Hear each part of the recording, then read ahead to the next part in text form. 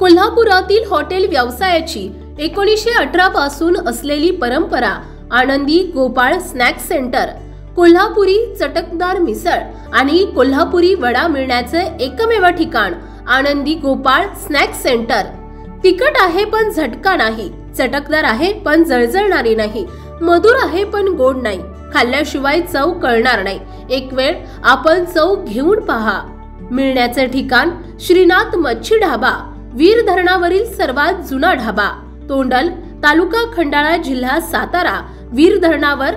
Mobile number 9960885771 आणि 9767164161।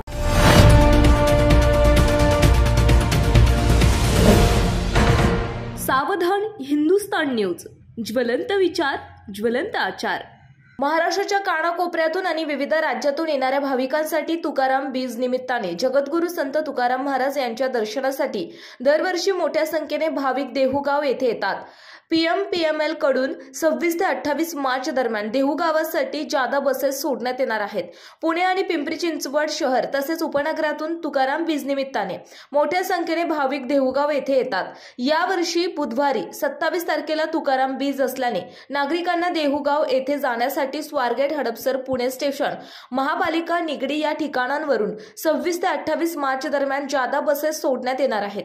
देहुगाव येथून परतीच्या प्रवासासाठी झेंडेमाळ्याजवळ मिलिटरी परिसरातील मोकळ्या जागेत परिवहन महामंडळाचे तात्पुरते बस स्थानक उभारण्यात आले असून तेथून जादा बसेस सुटणार आहेत। देहुगाव ते आळंदी दर्शन जाण्याकरिता देहुगाव आळंदी रस्त्यावर गाथा परिसरातील जगद्गुरू संत तुकाराम महाराज क्रीडांगणाजवळील गायरानाच्या मोकळ्या जागेतून जादा बसेस सोडण्यात येतील। येथून सुटणार जादा बस स्वारगेट ते देहुगाव, मनपा भवन ते देहुगाव, मनपा भवन ते आळंदी, स्वारगेट ते आळंदी, हडपसर ते आळंदी, पुणे स्टेशन ते देहुगाव, निगडी ते देहुगाव, देहुगाव ते आळंदी भरपूर प्रमाणात बसेसची व्यवस्था करण्यात आली आहे।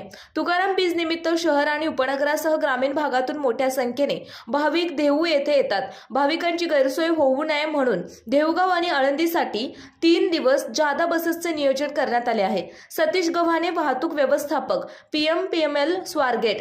सावधान हिंदुस्तान न्यूज करिता प्रतिनिधी अर्जुन मेदनकर, आळंदी।